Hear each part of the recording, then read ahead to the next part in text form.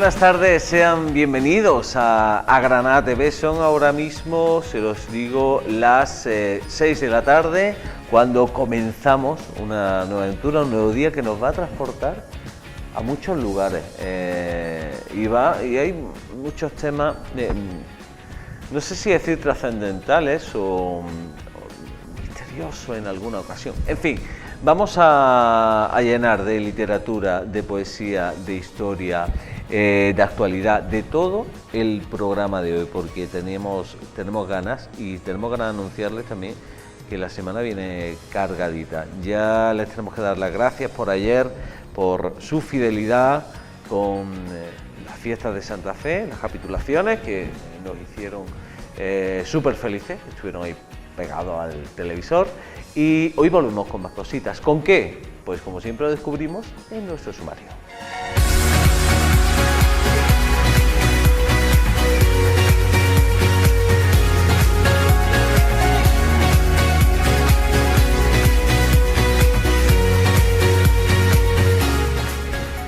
Nuestro sumario que viene cargadísimo de cosas. Lo primero de todo, Feria del Libro. La Feria del Libro, que va a estar presente en Granada una semana completa, donde se va a llenar de literatura. Además vamos a ver también cosas de poesía, porque el Festival Internacional de Poesía de Granada, uno de los grandes, importantes del mundo, junto con el Festival de Música y Danza, quizás sean los dos con más peso a nivel internacional, se presentó el otro día. Mi compañera Nuria Cabrera estuvo allí, nos lo va a traer, pero también voy a estar con Karima Zaili, que es escritora, que presenta el jueves su libro, que lo tengo ya por aquí. Ahora voy a hablar con ella, me está mirando de reojo. Y vamos a contar cosas muy bonitas, vamos a hablar de literatura, pero después nos vamos a ir también a conocer a los amigos de Balsán, porque el otro día estuvimos por allí charlando junto con la Cámara de Comercio y bueno, nos contaron un poquito cómo funciona. Ya sabes que de vez en cuando nos gusta conocer pues las empresas, las ofertas, las cosas que hay en Granada que están vinculadas a esta tierra y que van creciendo y nos van sacando de nuestra frontera, expandiendo, y esto es algo maravilloso también. Y luego nos vamos a ir con un documental de Huéscar, con una historia apasionante, un pueblo que conocemos bastante bien. Estuvimos por allí cuando aquel programa de los fogones granadinos, ¿se acuerdan? La Casa Penalba, las vamos a conocer, la Casa Penalba, el documental, y se lo vamos a ofrecer también al final de nuestro programa. Todo esto y mucho más es lo que tenemos a partir de ahora hasta las 6:30 de la tarde. ¿Les apetece quedarse con nosotros? Sí, comenzamos.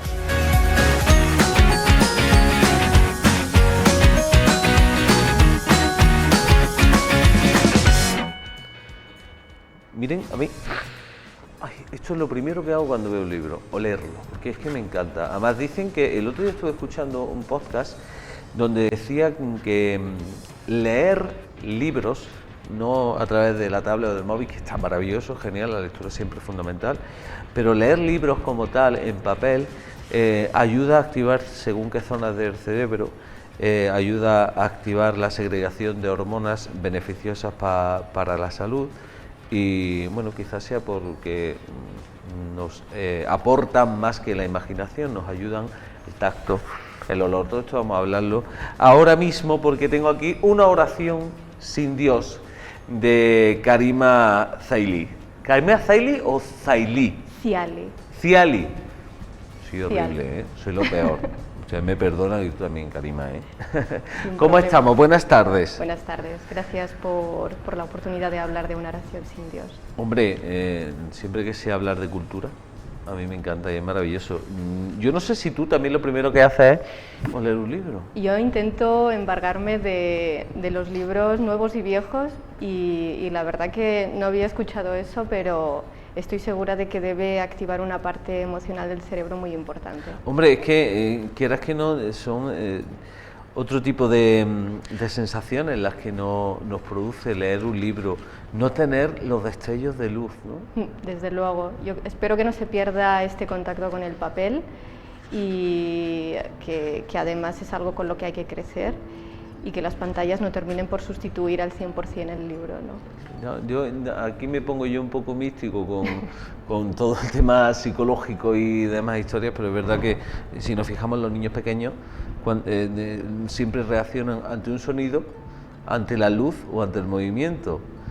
Y si en vez de darle esto, que es lo que tiene, le damos esto, seguramente educaremos mucho más su intelecto. Karima, una oración sin Dios. Cuéntame.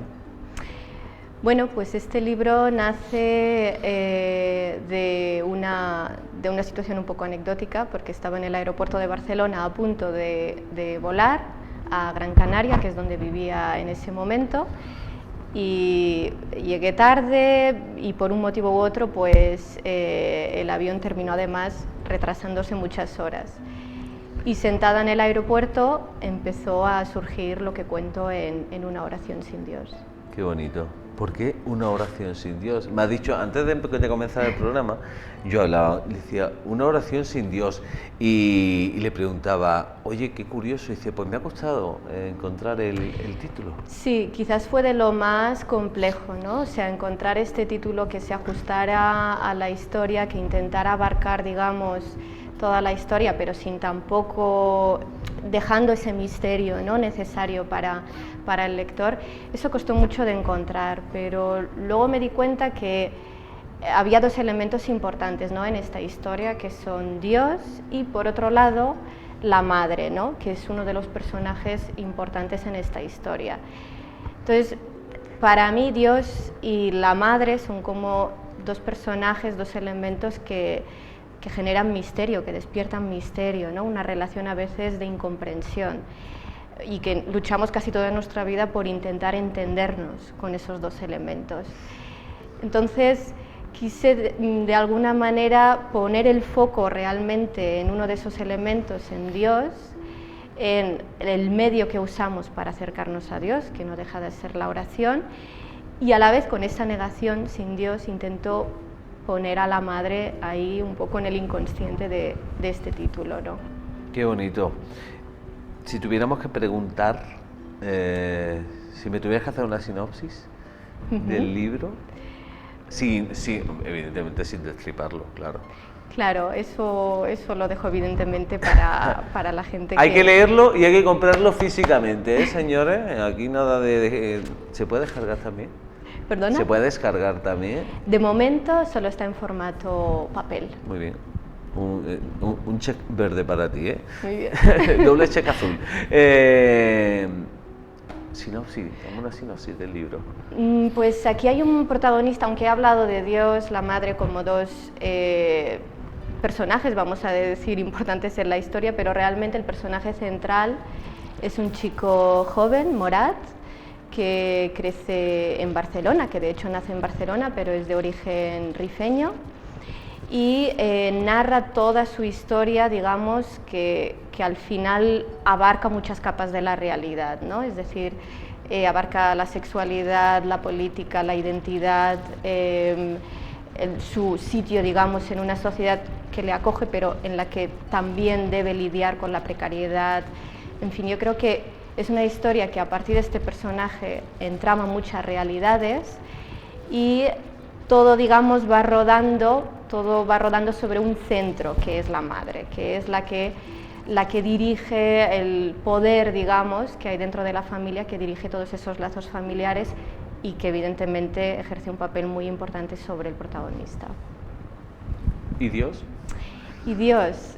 Es que me interesa mucho, claro, porque es verdad que es un tema, o sea, la palabra, cuando la escuchas, cuando la lees, actualmente surgen como cosas, ¿no?, en la mente.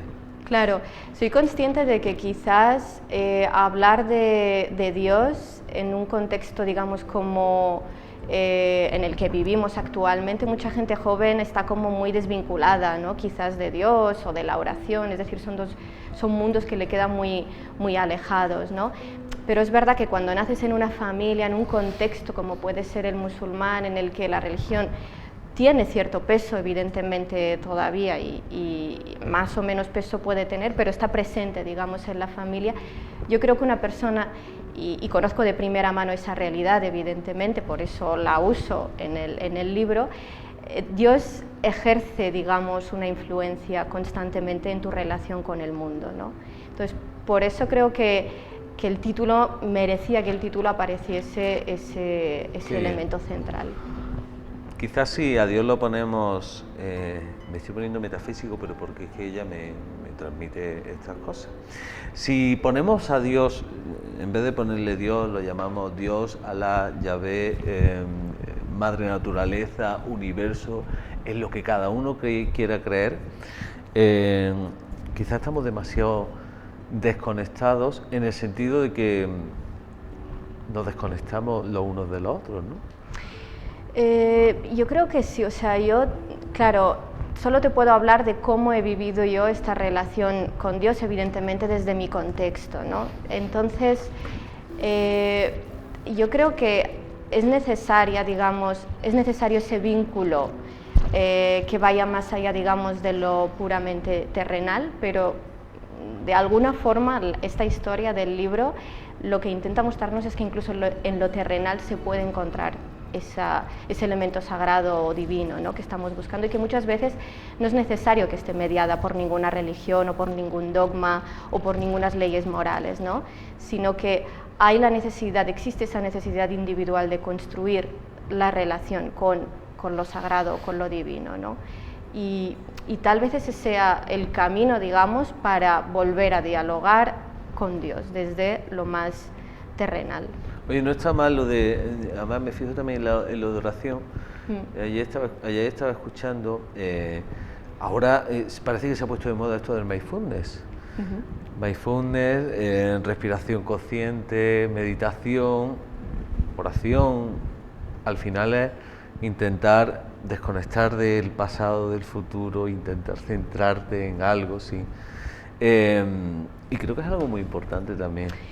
Sí, aquí el papel de la oración en la novela, he intentado, digamos, que el papel de la oración sea como el puente del personaje para entenderse a sí mismo, porque al final esto es la historia de una herida, ¿no?, personal, y la oración juega un papel muy importante en esa herida.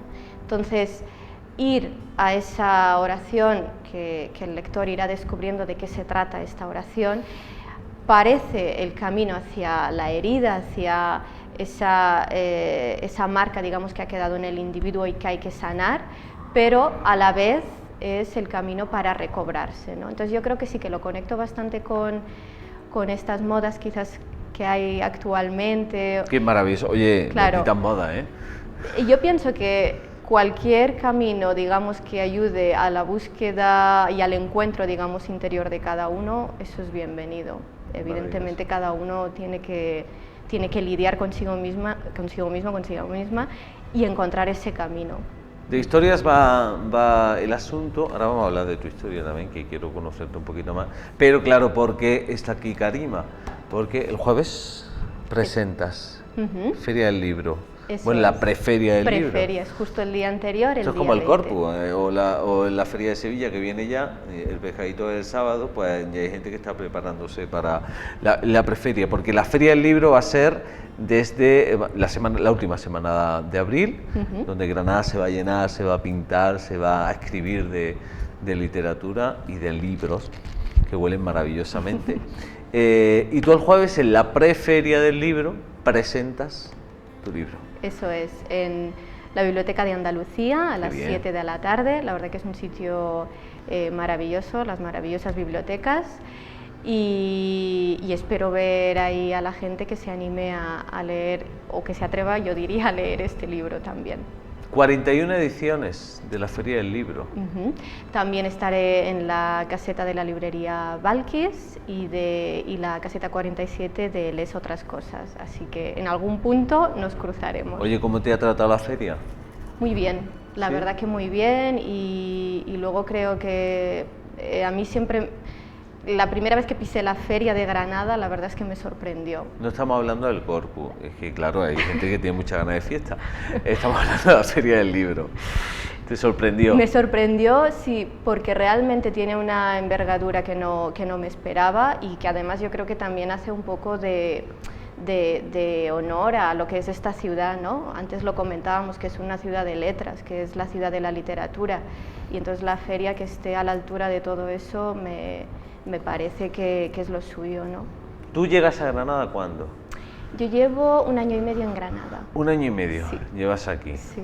Es una ciudad de letras, aunque no seamos conscientes de ello.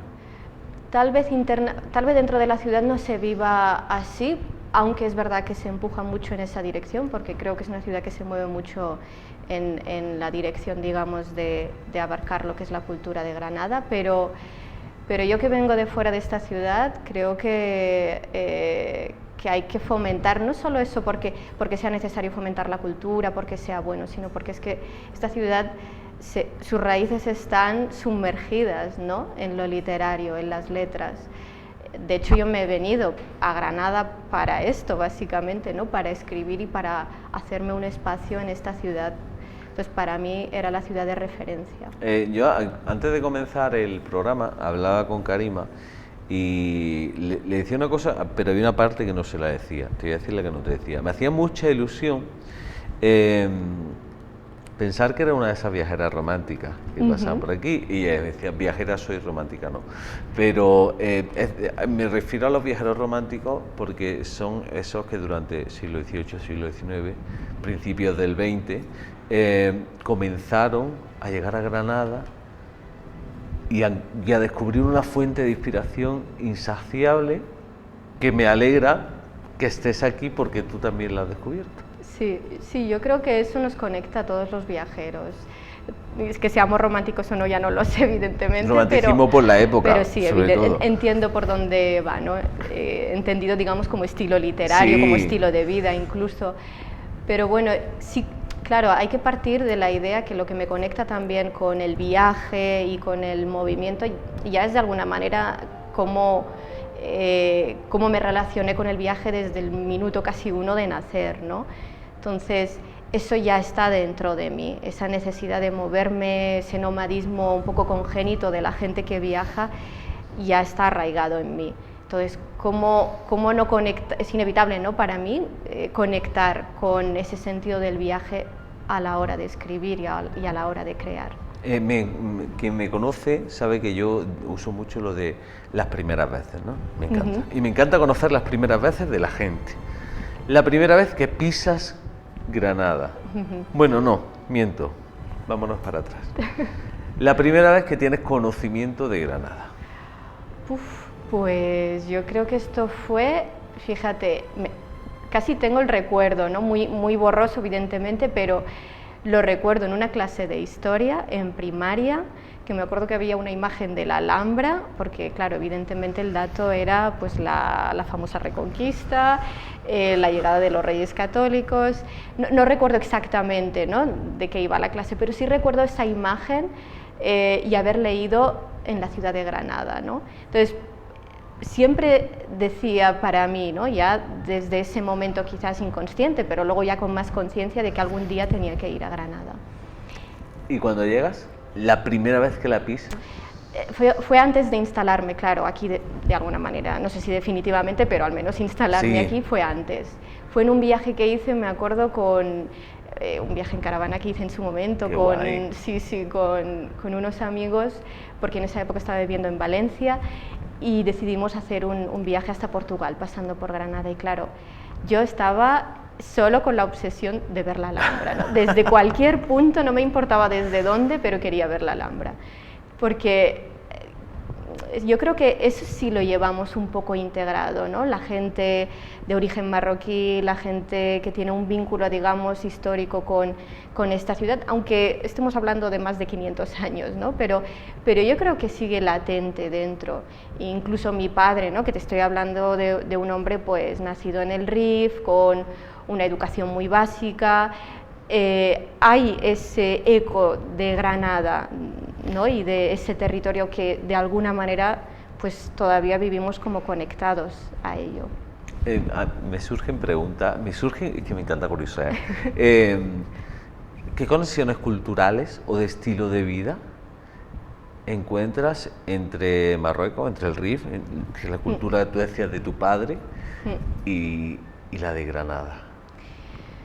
Pues sí, es curioso, ¿no? Porque el Rif no deja de ser un territorio amazigh, ¿no? O sea, no es árabe, es amazigh. Entonces, ¿qué significa para que...? Amazigh es lo que aquí conocemos con el nombre de bereber, ¿no? Vale. Pero es verdad que desde hace unos años sí se está intentando recurrir al término propio de la cultura amazigh, o aquí más conocida como bereber, ¿no? Entonces yo creo que la conexión es muy inconsciente probablemente la que pueda haber entre Granada y el Rif, pero sí es verdad que estamos hablando de dos territorios muy vivos, ¿no? Es decir, te estoy hablando de una cultura en el Rif que vive mucho de la tradición oral, del cuento. Se le da mucha importancia a la persona que sabe contar cuentos, que sabe relatar, que sabe construir historias, ¿no? Alrededor de los personajes. Pues cómo no conectar eso con Granada, ¿no? Es decir, yo creo que se alimentan mutuamente, aunque el tiempo evidentemente ya no les una, pero yo creo que hay esa conexión muy fuerte con el relato, con la necesidad de contar historias. Granada es una ciudad llena de cultura, que yo digo siempre, y siempre pego tirones de oreja, pero de verdad lo digo porque también lo dice el mundo de la cultura, donde no se trata especialmente, o se podría tratar bastante mejor a la cultura. Yo no sé si fuera de aquí, tú que has viajado tanto, se conoce bien la Granada cultural, se defiende bien Granada culturalmente. Yo creo que Lorca ha hecho ha dejado una huella tremenda de la que Granada debería beber más, evidentemente. El desaparecido más famoso del mundo, ¿no? Claro, claro. Pues sí, por desgracia es así, pero es verdad que esa desaparición y evidentemente todo el trabajo de Lorca y toda la generación del 27 han dejado esa huella, ¿no? Y entonces yo creo que quizás falta ahondar más en esa relación, ¿no? De Lorca con la ciudad de Granada. Porque lo pienso de alguna manera, ¿no? Cuando estuve viviendo en Gran Canaria, y pienso en Tenerife especialmente, como el artista Manrique ha dejado la huella ahí y toda la isla gira en torno a la estética de Manrique de alguna forma. Entonces pienso, ¿por qué no con Granada y Lorca? Porque desde fuera esa relación es inevitable, es decir, cuando estuve viajando por Sudamérica fue así, ¿no? En pero Chile... es que Lorca, en Sudamérica, la palabra no es explotar, pero saben sacar más jugo a Federico que aquí.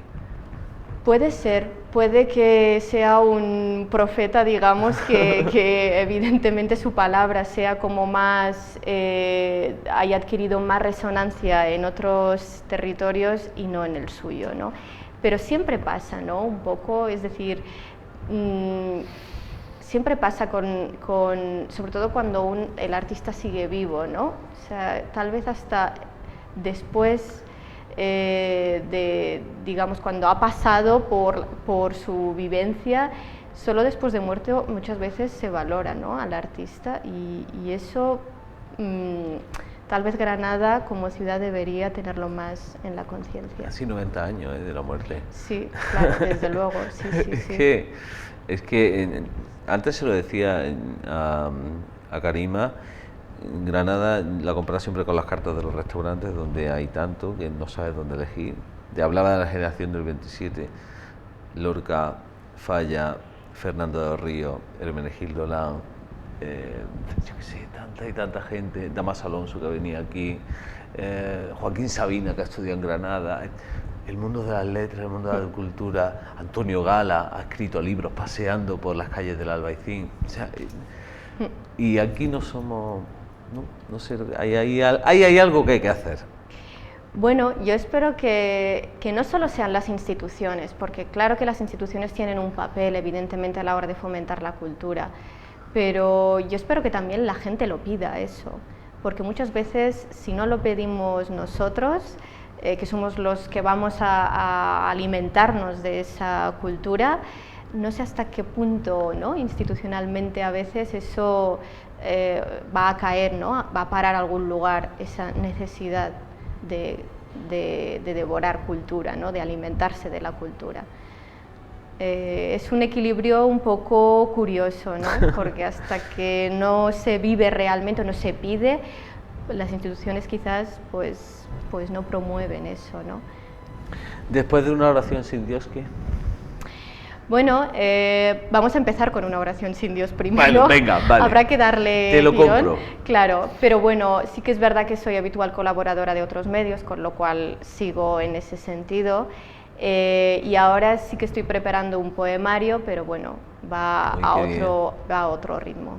Sí, Los ritmos vitales son fundamentales, igual que tener un bolígrafo cuando viene una escritora y trae un libro, porque yo te lo voy a pedir, que claro, me encanta, por favor, este momento maravilloso.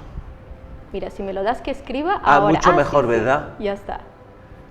A veces me gasta jugarreta.